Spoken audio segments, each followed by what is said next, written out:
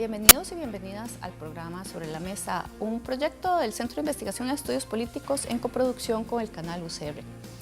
El 19 de julio, a 39 años del aniversario de la Revolución Sandinista, nos encontramos en una Nicaragua en crisis, con 3 meses de protestas antigubernamentales que han dejado numerosos muertos. Algunos datos se plantean que al 19 de junio habían 212 personas muertas y según la Comisión Interamericana de Derechos Humanos, alrededor de 350 al día de hoy. Así que tenemos, ¿verdad?, toda una discusión con respecto a lo que está pasando en Nicaragua, no solo el por qué se está manifestando la población, sino también cuál es la respuesta gubernamental que se está dando a esas protestas. Por eso, hoy contamos con la presencia de don Carlos Granados Chaverri. Él es catedrático pensionado de la Escuela de Geografía de la Universidad de Costa Rica y miembro de la Iniciativa Universitaria por Nicaragua.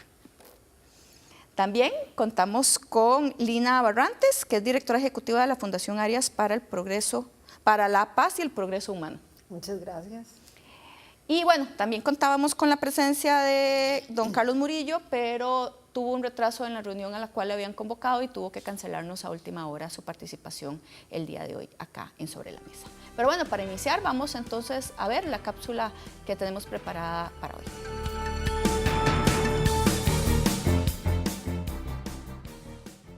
Tres meses de protesta en Nicaragua han dejado más de 300 muertos y 900 heridos.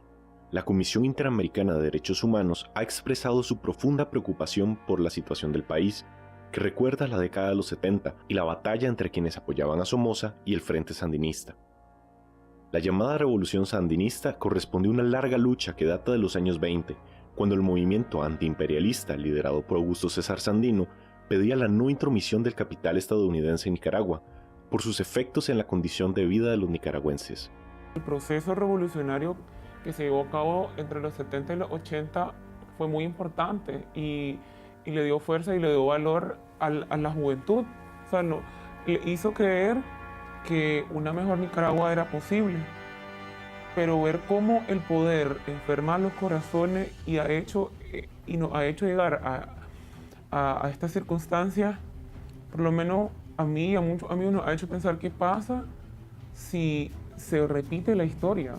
Pero sería hasta la década de 1970 cuando, en homenaje a Sandino, se conformaría el Frente Sandinista de Liberación Nacional, con demandas similares a las que se plantearon en el pasado, además del derrocamiento del dictador Anastasio Somoza y su cúpula de poder en medio de la Guerra Fría. El Frente Sandinista tomaría el poder el 20 de julio de 1979, bajo el mando de una junta militar de gobierno, de la cual formaba parte el actual presidente de Nicaragua, Daniel Ortega Saavedra.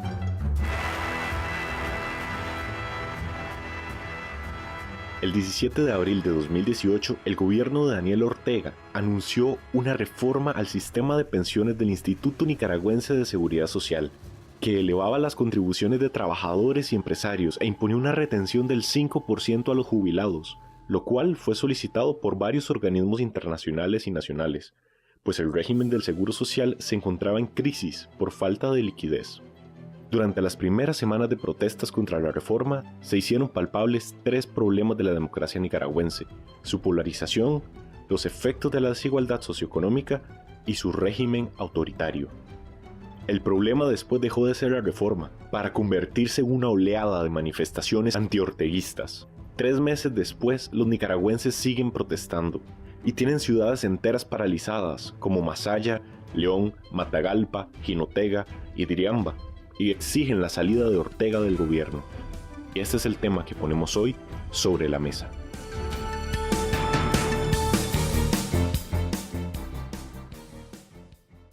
Carlos, ¿qué tan grave es la situación ahora en Nicaragua? Porque a veces tenemos, ¿verdad?, una mediación ahí que nos dan alguna información por un medio de comunicación, nos llega con, ¿verdad?, algunas otras informaciones, pero usted que también tiene contacto con la gente allá, ¿cuál es, ¿verdad?, la situación? Terrible. Y usted me dijo que tratara de estar alegre y todo, ya me sentenciaron todo, ya no puedo. Es terrible lo que está pasando. Y por eso, bueno, yo represento un pequeño grupo que se llama Iniciativa Universitaria por Nicaragua. Tengo que decirlo, pues pero la verdad que yo vengo así como, si digo tonteras, me las acreditan a mí.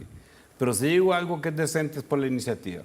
Entonces aquí hay un montón de gente un grupo de gente que se está haciendo un montón desde diferentes puntos, que está muy triste de ver que estamos viendo una tragedia en Nicaragua, tragedia no solamente de los muchachos que están matando, universitarios, sea de paso, sino lo que significa para el continente. Claro. Mira, yo vengo con corazón en pedacitos aquí, porque hoy es 19 de julio. Yo querría llorar de la felicidad y estoy llorando de la tristeza. Lo que pasa en Nicaragua es muy grave. Pues cuando hay un régimen que se dedica a apuntar el cañón de la AK-47 a muchachos que son la esperanza de un país, ese país va mal. Y Nicaragua va mal en ese sentido. Entonces, lo que está pasando es muy grave. Hay un problema, como se dice ahora, de gobernabilidad tremendo. No sabemos qué va a pasar en el futuro. Lo que sí sabemos es que cada muchacho que matan, que secuestran, que lo mandan al exilio, en este momento me acaban de informar que están persiguiendo a muchachos en Masaya por la laguna y los están masacrando. En este momento es una fuente muy confiable. Digamos que podría estar equivocado, pero eso no va a cambiar el panorama. Lo que pasa en Nicaragua es muy, muy grave. Es muy grave y nos remite a nosotros a valores elementales del ejercicio de la política, de los derechos humanos. Nos lleva a pensar, nosotros como costarricenses tenemos que pensar mucho. Yo ante algunos amigos un poco escépticos, de mi izquierda, yo soy de izquierda, de la vieja izquierda, yo estuve en el 79, no allá, no voy a mentir, pero estuve involucrado en el proceso, yo soñé, yo creí. Sí. Y ahora está matando a los muchachos que representan la nueva evolución. Ellos son la nueva evolución. Ellos son el nuevo paradigma de felicidad. Ahí están. Y entonces cuando una sociedad, o cuando un Estado, un gobierno, perdón, es que en Nicaragua hay una cosa terrible de confusión entre todos los planos de gobierno, líder, ideología, partido, se confundió todo. Cuando el tema es salir a cazar, muchachos, claro, mal andamos en una sociedad cualquiera. Si ustedes conocen un caso de algún régimen político en la historia de la humanidad que se ha dedicado a exterminar estudiantes y queda bien escrito en la historia, por favor cuéntenmelo. Pues yo creo que generalmente quedan registrados en la historia como criminales. Y creo que eso está pasando en Nicaragua, muy dolorosamente. Claro, es que usted planteaba algo que me parece importante, que hay escepticismo, ¿verdad? Alguna gente realmente pregunta, ¿pero será tan grave lo que está pasando en Nicaragua? Efectivamente es que los están persiguiendo. Bueno, es que ya llevamos más de 350 muertos, ¿verdad? No es como que se nos ocurra que hay daños, es que efectivamente están, y ahora antes de iniciar el programa, están disparando a matar. No es que es una bala perdida, no, es que cuando hay una política sistemática de disparar sobre los estudiantes que están protestando, ahí, digamos, tenemos todo, digamos, un gran problema. Y en ese sentido, tal vez también, Lina, porque en la cápsula un poco se explica las raíces del conflicto, pero las raíces del conflicto son más complejas que solo, ¿verdad?, el inicio que fue con lo de la reforma al sistema de pensiones. ¿Cómo podríamos, digamos, identificar las raíces? La reforma al sistema de pensiones, donde además la primera persona a la que le partieron la cabeza es una costarricense, Sí. Ana Quirós, que peleó en la revolución, que se quedó allá construyendo país, que ha dedicado su vida a trabajar por los derechos de las mujeres y a quien mandaron al hospital partiéndole deliberadamente la cabeza. Lo que estabas diciendo vos, Carlos, y lo que decís vos, Marcela, del régimen, del sistema de exterminio que están teniendo de la gente, algo para lo que además se preparaban desde hace rato, militarmente. Porque si vos no tenés la intención de asesinar puntualmente a la gente, no tenés por qué tener el armamento como para hacerlo. Ni la gente capacitada. Ni Porque la el gente armamento, digamos, que uno capacitada. lo puede comprar rápidamente, pero... Y ellos lo saben y estaban listos. Un ejército que aguanta 6 o 8 horas seguidas de estar baleando una comunidad es porque tiene una cantidad gigantesca de armas en su arsenal. O algunas de municiones. Algunas de las municiones con las que dispararon y mataron en Monimboy, en Masaya, en estos 2 días, son municiones fabricadas en la República Democrática Alemana, que dejó de existir hace 30 años. Sí. Que No se sabe si vinieron en los tanques soviéticos, en los tanques rusos, que entraron el año pasado. El año pasado, sí. Anda otra hipótesis, que es que la maniobra del dragado del río y esas cosas dirigidas por Eden Pastora era porque Eden Pastora sabía bien a dónde habían buzones con municiones y que por eso se metieron en eso, a pesar de saber que no llevaba nada y que no tenía ningún sentido y que lo iban a perder legalmente, pero que cumplieron su cometido, que fue recuperar munición de los que estaba escondida en esa zona y que les permitió moverse con libertad en esa zona. El origen del conflicto como el origen de todos esos conflictos es la injusticia, es la falta de oportunidades, es si ellos hubieran cumplido con el mandato que tenían hace 40 años cuando ganaron la revolución y con lo que todos los que los apoyamos esperábamos, Nicaragua hoy no sería uno de los países más pobres del hemisferio. Si hubieran dado las oportunidades de estudio, de educación, de trabajo y el país se hubiera enriquecido, no hubieran tenido que migrar la cantidad de nicaragüenses que han migrado hacia todas partes y no estarían en estas porque un pueblo con oportunidades no llega a esos extremos. Claro, y además también es muy interesante cómo diferentes sectores han actuado, ¿verdad? Que vamos más bien a hacer una pausa para venir a ver efectivamente cómo hay reacciones de instancias a lo interno y a lo externo con respecto al conflicto. Estamos acá en Sobre la Mesa, vamos a una pausa y ya regresamos.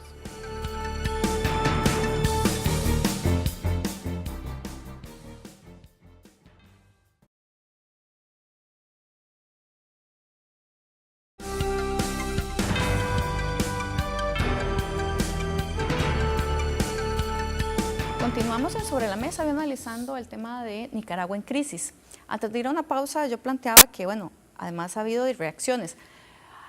También se han dado como algunas críticas de que tanto Naciones Unidas como, ¿verdad?, otras instancias, hasta otros países, en realidad no han sido tan vehementes desde el inicio del conflicto y que ya es ahora que tenemos 3 meses y tantos muertos que efectivamente hay reacciones. En ese sentido, podemos poner la gráfica número 1 con respecto a lo que plantea el portavoz del Alto Comisionado de Naciones Unidas para los Derechos Humanos.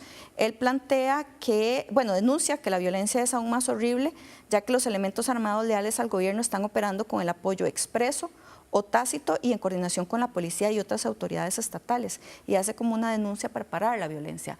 ¿Qué podemos plantear, digamos, con esa reacción de Naciones Unidas ahora, tal vez, Lina?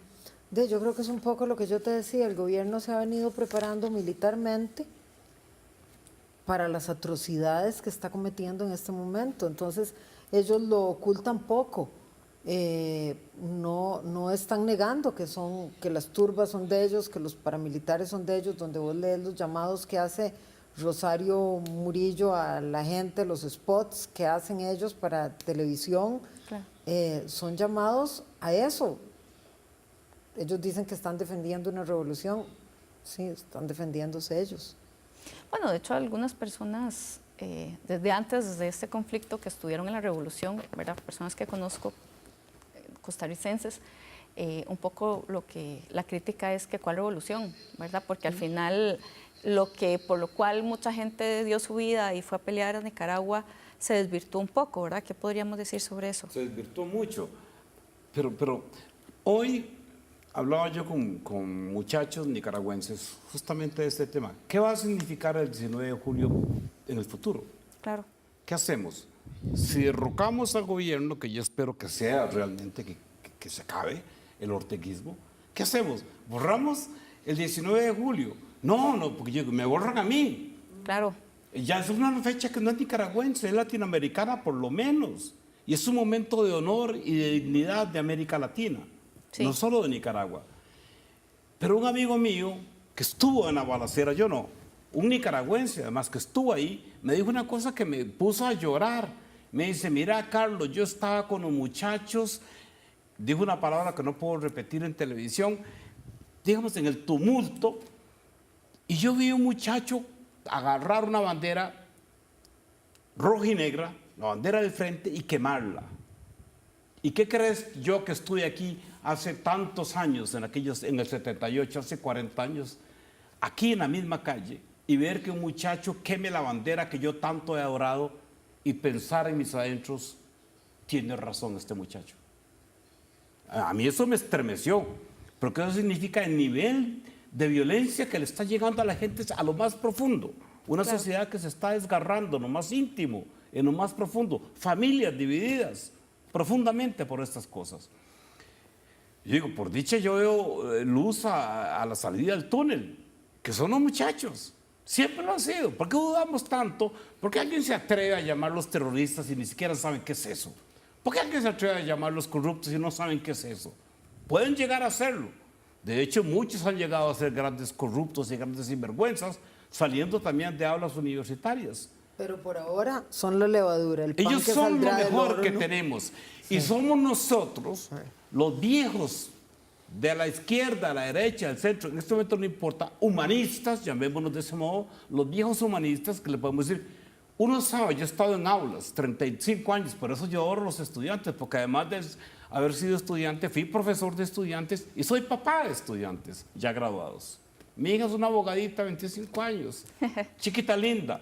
¿Vos crees que después de todo el esfuerzo que ella hizo, que hicimos nosotros como familia, y que hizo Costa Rica como país, para que llegue a ser una muchacha brillante, es mi hija, no lo voy a decir otra cosa, tan linda como yo la veo, que me la maten? Sí, por supuesto. Por Dios, eso no es una sociedad. Ahí no tenemos una posibilidad de convivencia.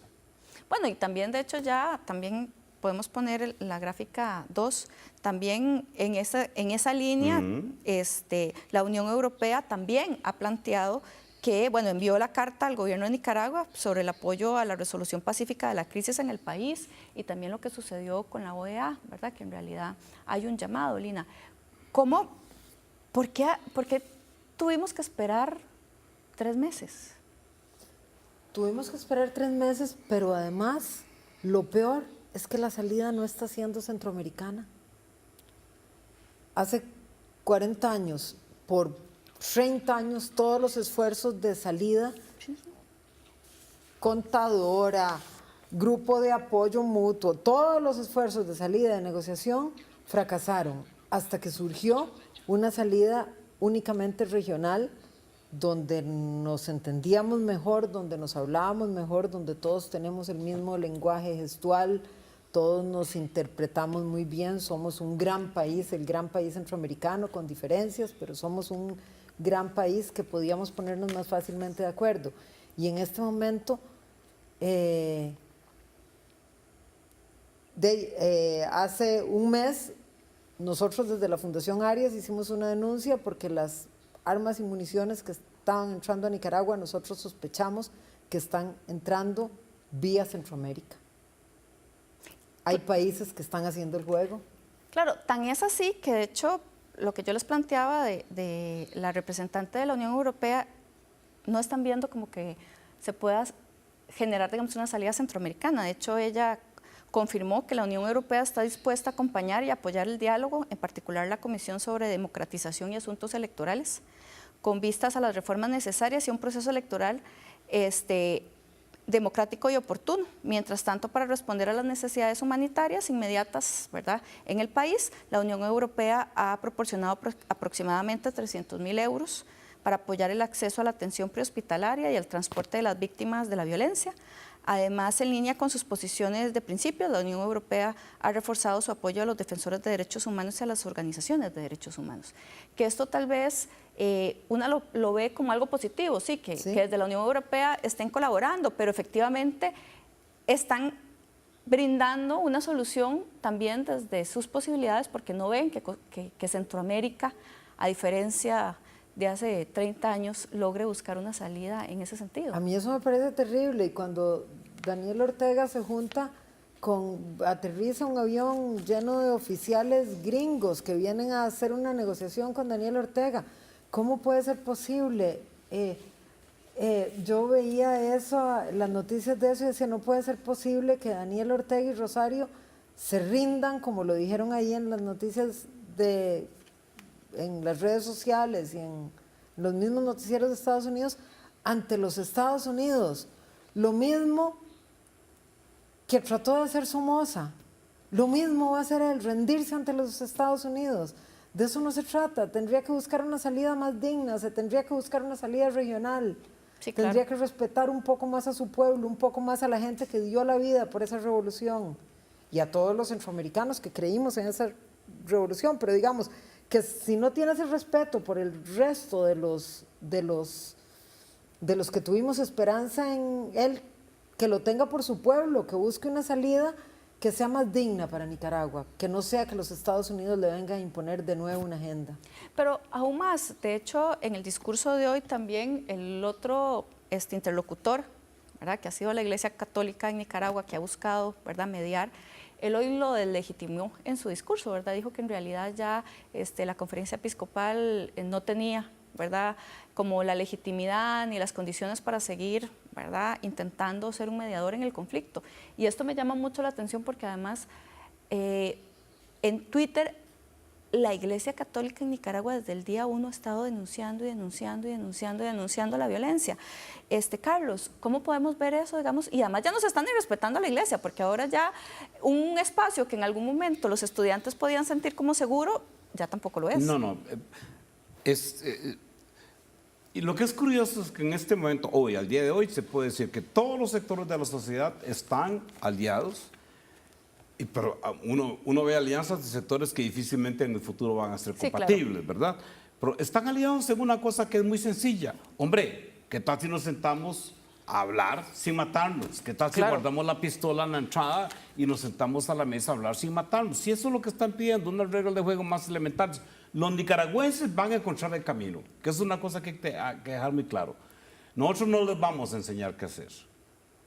Pero yo sí puedo llegar a la Universidad de Nicaragua y decirle, mire, yo entré a una universidad, no voy a decir el nombre, y fui a una conferencia en una universidad y en el aula estaba pegada la foto de Daniel Ortega, atrás, en el fondo del aula. Eso no es autonomía universitaria, jamás. Eso no es universidad.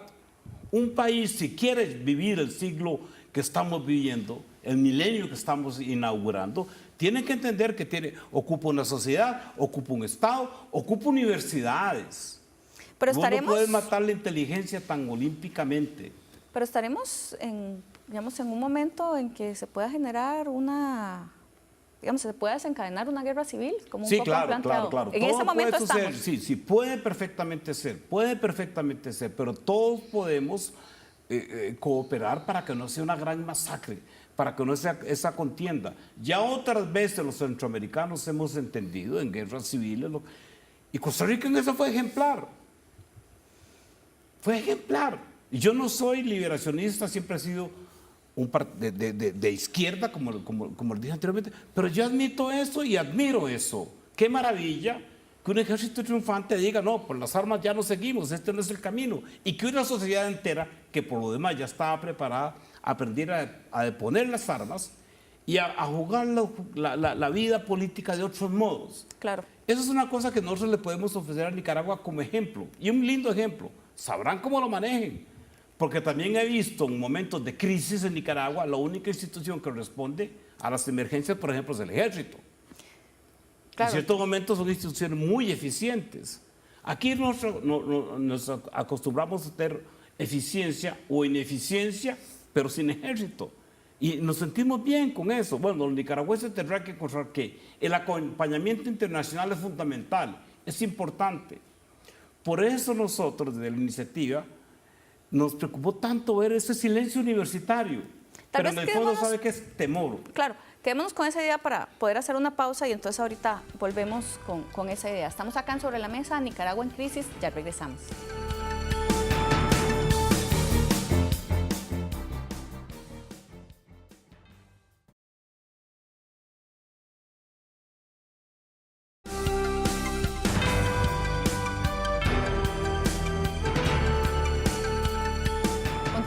Sobre la Mesa, analizando el tema de Nicaragua en crisis. Ahora, antes de darle nuevamente la palabra a Carlos con respecto a también esos temores del sector universitario, vamos a ver los testimonios de varios estudiantes que han estado acá en Costa Rica sobre lo que está sucediendo.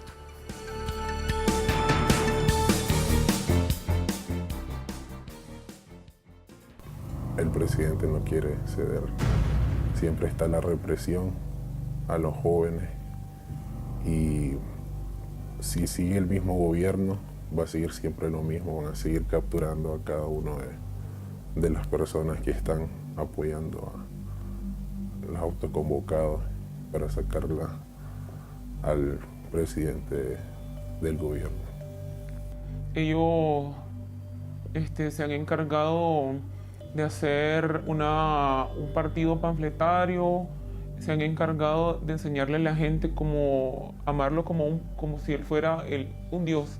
Es así, como los religiosos enseñan a adorar a Jesús, o a los pastores, no sé. Ahí la gente lo adora a él, o sea, es como una cosa bien enferma, enferma. Saber de que mucha gente está herida sin ser atendida, porque muchas instituciones como los hospitales están siendo invadidas por paramilitares que son gentes afines del gobierno, ¿verdad? Para que la juventud, los autoconvocados, que así se le llama a los estudiantes universitarios, ¿verdad? Estos no puedan ser atendidos, ¿verdad? Porque eso implicaría atenderlos, que pueden curarse y pueden seguir, ¿verdad? En las manifestaciones y todo eso, ¿verdad? Estés apoyando o no está apoyando a los autoconvocados, está sufriendo sobre la libertad. No puedes estar libre en las calles tranquilamente o afuera de tu casa sentado porque las fuerzas de paramilitares y pro gobierno pasan en camioneta y te agarran, te levantan y te vas para Managua, al Chipote, que es una cárcel. Y si logras salir bien, gracias a Dios, pues bien, si no te encuentran a los días muerto en una quebrada o algo así.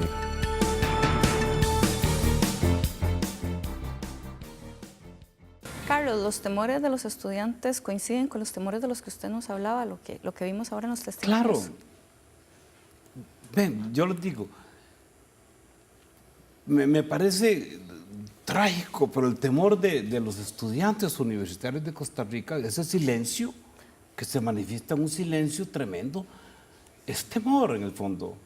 El temor de nosotros los universitarios. Ya yo no soy profesor, pero mi corazón se queda, a mí me entierran, donde sea, pero el corazón lo entierran en la 24 de abril, porque ahí es donde pertenece.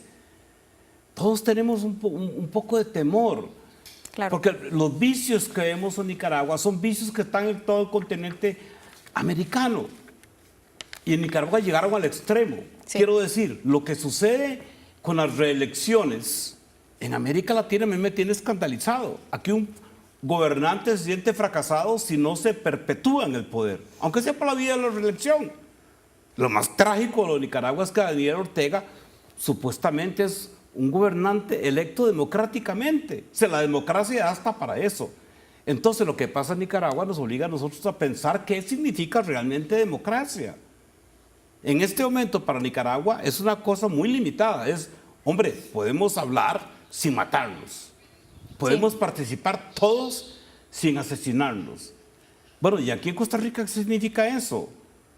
¿Por qué hemos sido tan lentos? ¿Por qué le tenemos miedo? Nicaragua siempre nos ha dado mucho miedo a nosotros. Cuando vino la revolución del 79 en Nicaragua, nuestro espectro político cambió. Yo, siendo de izquierda, digo, la izquierda desapareció de este país. No pudimos, eso lo dijo don Helio Gallardo. Helio le dijo en una conferencia una vez, bellísimo, la primera víctima de la revolución sandinista fue la izquierda costarricense. Y es cierto, tiene toda la razón. Esto que está pasando en Nicaragua es un socollón para todo el continente. Claro. Y todos tenemos que aprender esa experiencia. Porque no todos, o sea, todos no queremos llegar a una situación similar a la que está viendo en Nicaragua. Sí. La universidad tiene que acompañar este proceso. Y me alegra mucho que las autoridades más altas de su universidad han dicho y han actuado en consecuencia. Poco tarde me gustó, pero eso es una opinión ya personal, no del colectivo que en este momento represento. Ya se pronunció, que fue ya algo. Se pronunció, y, que también, y están haciendo cosas efectivas. Sí, también con el están tema haciendo cosas efectivas. del ingreso de estudiantes. Pero bueno, tal vez, Lina, ya entrando en materia con respecto a la resolución, que también es un tema, ¿verdad?, de continente, ¿verdad? La resolución plantea como los principales puntos identificar a los responsables de los actos violentos, de la represión y las violaciones de los derechos humanos, exigir el desmantelamiento de los grupos parapoliciales, urgir a las partes a que participen activamente y de buena fe en un diálogo nacional como mecanismo para generar soluciones pacíficas y sostenibles, exhortar al gobierno a fortalecer las instituciones democráticas y que apoye un calendario electoral acordado conjuntamente en el contexto del proceso de diálogo nacional. ¿Llega tarde esta exhortación de la OEA? ¿Será posible? ¿En qué momento estamos? No creo necesariamente que llegue tarde, pero creo que topa con un muro en el momento en el que Daniel dice no. A todo es no. Así que bueno, ¿a qué nos puede llevar esa resolución de la OEA? Nos lleva a que establecen claramente que hay violación de derechos humanos, Sí. que son asesinatos selectivos, que son disparos intencionados, que se sabe por los lugares donde las personas están recibiendo los balazos que la intención es matarlos, etcétera, etcétera. ¿Eso a qué nos puede conducir? Nos puede conducir a que si hay un apoyo de Naciones Unidas y si hay determinadas condiciones internacionales, se podría procesar a Daniel Ortega por crímenes de lesa humanidad y a Rosario. Eso podrá pasar, ¿cómo podrá pasar? Nicaragua no es parte de la Corte Penal, pero no importa, en algún momento ellos tendrán que salir hacia algún lugar del mundo. ¿Quién iba a decirle a Augusto Pinochet que él iba a ser 30 años después arrestado en Inglaterra por haber matado españoles? En algún momento será justicia. La otra cosa, que es lo que nosotros desde la Fundación Arias planteamos y queremos insistirlo en la reunión que hay el mes entrante en Japón, es a que el Tratado sobre el Comercio de Armas, del cual tampoco es parte Nicaragua, Sí. puede comprometer a los países a no vender armas ni municiones a Nicaragua y a no dejar que por sus territorios pasen armas o municiones hacia Nicaragua. Pero las armas están en manos de gobierno. En realidad, Sí, no. las personas que se están manifestando no se están manifestando. El tratado a quien limita es a los gobiernos, son las armas lícitas, son las armas que compra el No, gobierno. claro, pero mi pregunta más bien va en el sentido de que ustedes tienen información con respecto a si efectivamente solamente gobierno o grupos paramilitares son los que están armados, porque yo cuando un poco leo y veo noticias, los manifestantes en realidad no son los que están armados, o sea, no se están defendiendo con armas. No ¿Hay se alguna están información? defendiendo con armas, no, para nada, pero en algún momento al gobierno de Nicaragua se le acabará la munición. Hay que hacer una Claro. aclaración, porque hoy hablaba con este muchacho universitario nicaragüense y me decía, si nosotros vamos a la calle con morteros. Yo le decía, hombre, tenés que cuidar el lenguaje porque en Costa Rica mortero es un arma pesada, ¿no? Claro. Es un mortero. Morteros, bombetas, carpetas, como le decíamos chiquillos, nuestros bombetas de pólvora que venden en la pulpería Nochebuena, en Guadalupe y en cualquier lado, y son las que se usan para festividades. Eso es un mortero, nada más que esa cosita lo tiene más largo, pero eso está ya, ¡puf! Eso es todo. Con eso están los muchachos y con piedras. Sí. Con eso están los jóvenes y con piedras. Claro, y se supondría que un Estado tendría que responder con la misma condición, con la misma, digamos, nivel, ¿verdad? Sí, hay de un defensa. exceso en la defensa enorme. Claro. Es absolutamente Absurdo. desigual lo que está Pero pasando. bueno, lo hemos visto en otros lugares del mundo, no es la primera vez que lo vemos.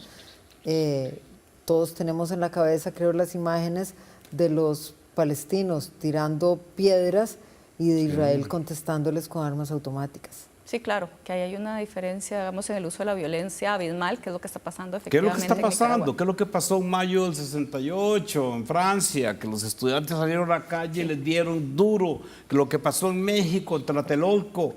Lo que pasó nosotros en este pequeño manifiestito que hizo esta iniciativa nuestra. Ahí se recoge la idea. Caramba, fueron estudiantes hace un siglo. Hace exactamente un siglo que se echaron a la calle en Córdoba.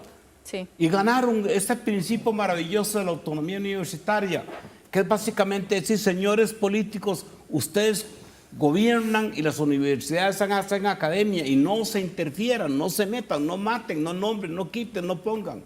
Dejen que las universidades florezcan. ¿Cómo vas a matar una generación de muchachos universitarios? Eso ha pasado muchas veces. Y como decía antes, jamás ha quedado debidamente registrado en la historia como un héroe, un criminal. Sí. La historia la están haciendo hoy. pero la historia se va a escribir dentro de unos 30 años y ya veremos con qué letras se escribe el nombre de Daniel Ortega y con qué tinta se escribe el nombre de doña Rosario. Claro. Eso lo vamos a ver en el futuro y no va a ser muy halagüeño para ellos. Sí, el papel, digamos, del sector estudiantil es muy claro, pero a mí me llama la atención tal vez el sector privado también, Lina. ¿Cuál ha sido el papel del sector privado? Porque fue un sector que fue aliado de Daniel. El sector privado beneficiado de las mieles del poder de Daniel durante todos estos años. Los empresarios más fuertes han estado aliados con ellos, empresarios que están aquí, bufetes que están aquí, que tienen negocios con Nicaragua, que por mucho tiempo decían, bueno, es que no podemos tener una posición muy crítica, porque eso nos puede hacer problemas a la hora de hacer negocios en Nicaragua. El sector empresarial consideró que estar aliado, que ellos podían manejar la parte económica del país y dejar de lado cualquier principio ético, pero aliarse con Daniel Ortega para que los dejaran hacer muchos y buenos negocios, y así fue. Y a mí eso me recuerda hace unos meses en este país, donde muchos sectores empresariales dijeron que creían que lo conveniente era aliarse con uno de los grupos que estaban en disputa por las elecciones porque los iban a dejar manejar la economía. Claro, a veces el sector empresarial cree que puede utilizar, ¿verdad?, algunos representantes políticos que al final son los que tienen el poder. Eso no es tan cierto de que van a ser títeres. Estamos acá en Sobre la Mesa, vamos a una pausa y ya regresamos.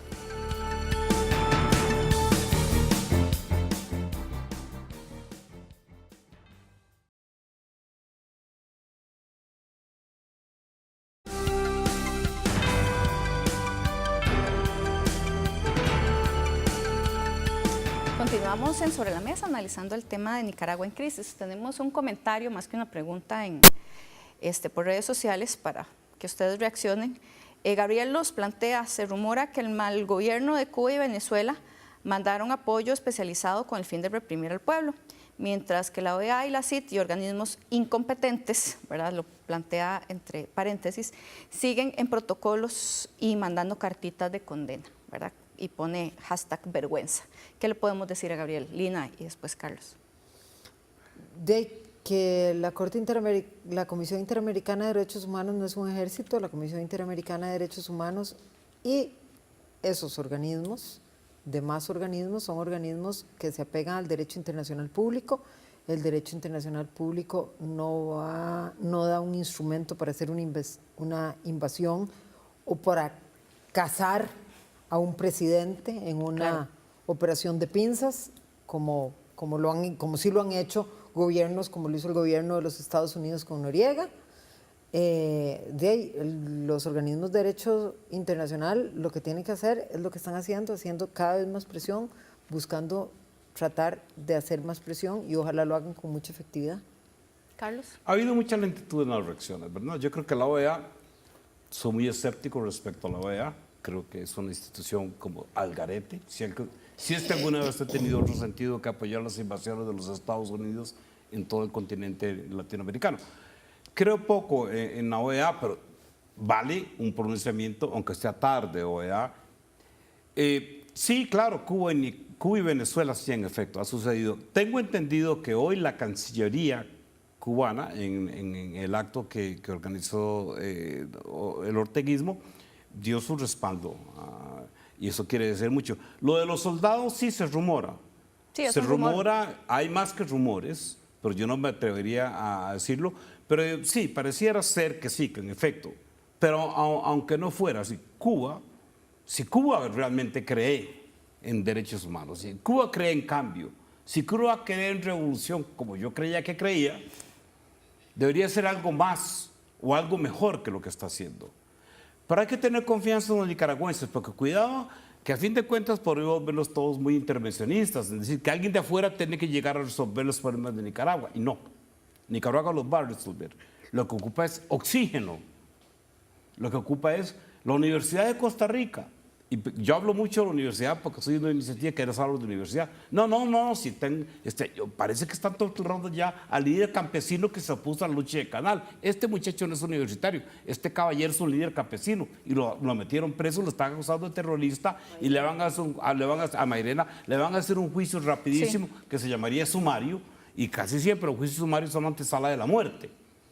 Sí. Y eso le está pasando también a campesinos, a ambientalistas, Sí, al la movimiento de diversidad. Movimiento Antes hablábamos un poquito del temor. Sí, yo quiero que los que fueron muy valerosos defendiendo la vida aquí, en una campaña electoral, salgan acá a defenderla ahora, que realmente son vidas un poco más desarrolladas, caramba. Y yo no veo a los defensores de la vida defender vidas. Son silenciosos de la muerte. Por Dios, no es que los quiera condenar. Quiero decir, reaccionen, vengan, digan algo. ¿Y cómo le podemos dar oxígeno a Nicaragua para que logre...? Esta universidad abriendo puertas, diciéndole, muchachos, ustedes no están solos. Nosotros vamos a acompañarlos. Padres de familia, sepan que aquí también hay padres de familia que tienen hijos universitarios. Y sabemos el esfuerzo que hacen. Sabemos que muchos estudiantes llegan a las aulas con hambre. Yo tuve muchos. Entonces, decir, aquí está la Universidad de Costa Rica, aquí están las universidades de Costa Rica, y me atrevo a ser más amplio. Todas las universidades privadas también están invitadas a que se muestren en estos momentos como verdaderas universidades. Claro. Esta es una buena prueba para que la universidad privada adquiera otra presencia en nuestro país. Pero el silencio es conmovedor. Sí. Es conmovedor. Entonces yo digo, hay que tener confianza en los nicaragüenses. Tienen mucha experiencia y han logrado sobrellevar muchas cosas. Pero, por favor, nadie puede solo contra tanta maquinaria. Sí, lamentable Cuba, muy lamentable desde mi punto de vista. Venezuela, caso perdido de momento. Yo no esperaba otra cosa de Venezuela. Y las mafias centroamericanas que están silenciadas porque tienen intereses muy directos. Y tanto empresario en este país que está silenciado porque prefieren hacer simplemente su negocio, pasar mercadería por Nicaragua, a vender en Nicaragua, a comprar en Nicaragua, y la gente que está frotándose las manos por la cantidad de nicaragüenses que vienen para Costa Rica, que van a ser presa fácil de los miserables salarios que se les paga. Sí. Entonces hay mucha gente que guarda silencio porque tienen intereses muy claros. Claro. Una forma, ¿verdad?, que además se está solicitando como, ¿verdad?, desde los organismos internacionales también como una vía, como una salida al conflicto es adelantar las elecciones, ¿verdad? Con la retórica que está utilizando el gobierno en la actualidad, ¿será posible, Lina? ¿Se verá alguna forma de efectivamente que el orteguismo adelante elecciones? Yo creo que no. Hace unos días me contó alguien que había estado en uno de los diálogos de alto nivel que la propuesta de Daniel Ortega era que él se retiraba y que dejaba a Rosario terminar el mandato, lo cual es absurdo. Nadie va a aceptar eso del otro lado. Es que es la continuidad. Es lo mismo, tal vez un poco peor, porque la impresión que tiene la gente es que ella es quien está moviendo los hilos de todo esto que está pasando. Así que es una solución inaceptable. Y él volvió atrás, había hablado de adelantarlo, lo cual era un adelantito, porque tampoco era convocar elecciones en los próximos 6 meses. Sí. Sí, no era una alternativa satisfactoria para los nicaragüenses.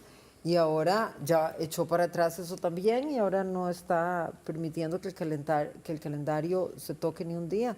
Yo no creo que eso sea algo aceptable para él. Me parece que hay una situación complicada para él, o que hay dos cosas que dificultan más una negociación de lo que fue en el pasado con otros dictadores. La primera es que mucho del dinero que ellos le han robado al pueblo nicaragüense está pegado del suelo nicaragüense, no se lo pueden llevar.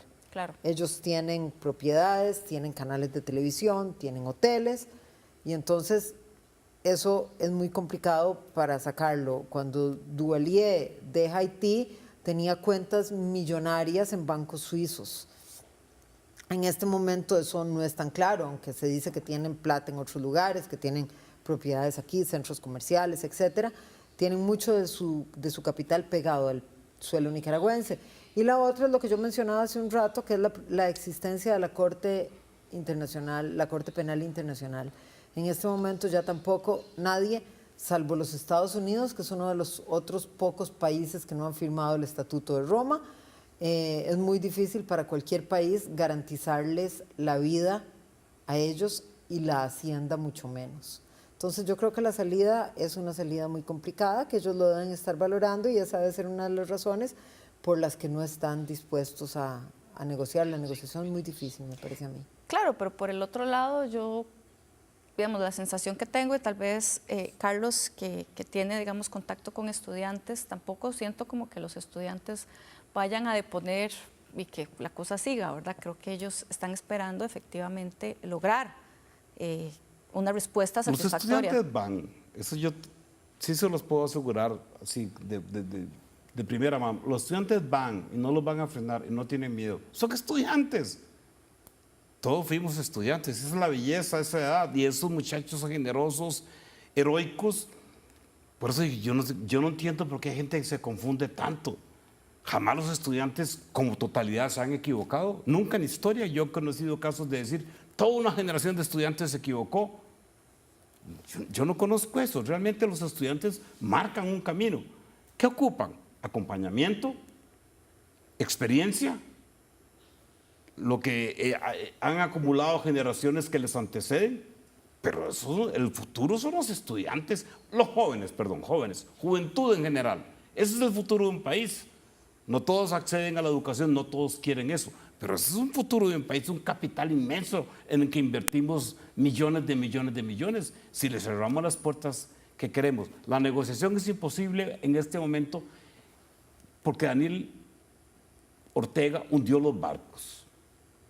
Simplemente dijo, aquí nadie se va, aquí nos quedamos y aquí nos morimos. Hundió los barcos, como hizo Hernán Cortés, y aquí nos quedamos. Y bueno, ya cerró todas las puertas a otro negocio. Ahora es un problema de relación de fuerzas. Claro. Ese es el tema de la política, ¿no? Fuerza.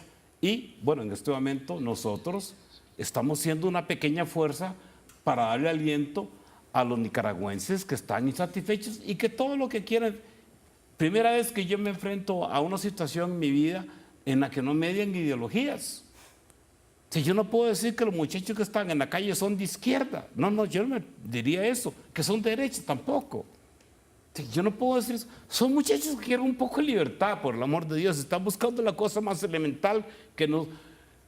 Qué lindo venir a este programa y estar con ustedes dos y con los muchachos y salir de aquí y no tener miedo a que me estén esperando para pegarme un balazo en la esquina. Si eso es todo lo que están pidiendo.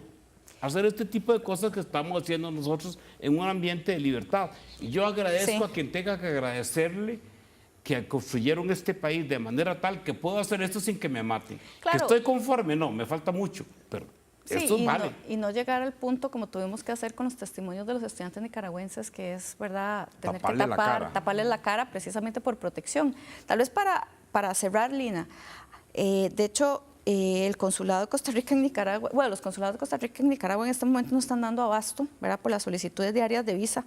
Se plantean que se han recibido más de 10.000 solicitudes de refugio, ¿verdad?, y que se han registrado considerable crecimiento, ¿verdad?, de flujo migratorio mediante, digamos, los recursos ordinarios ¿verdad?, o otros, ¿verdad?, que implican en algún momento hasta arriesgar la integridad física de las personas. Para Costa Rica en este momento, que de hecho hemos tenido como una respuesta bastante satisfactoria, ¿en qué situación estamos también?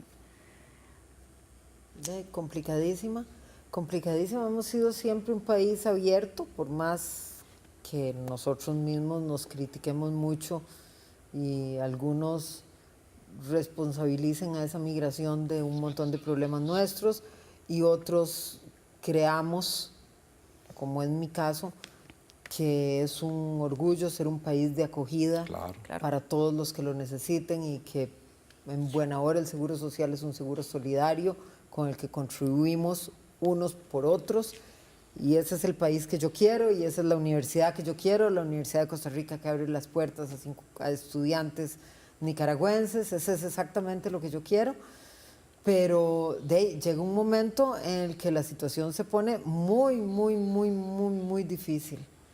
Porque porque no siempre se le puede echar más agua a la sopa.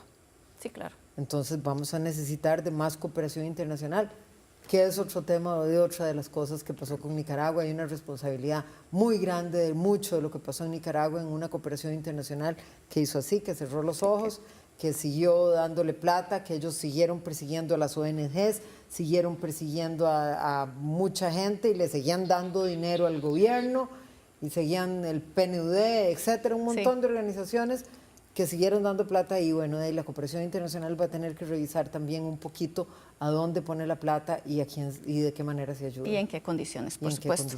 Muchísimas gracias, Carlos y Lina, por estar acá en Sobre la Mesa y a ustedes por habernos acompañado acá analizando el tema de Nicaragua en crisis. Tenemos que seguirle dando seguimiento a este tema y, por supuesto, brindar las condiciones y la colaboración de la que podamos, ¿verdad?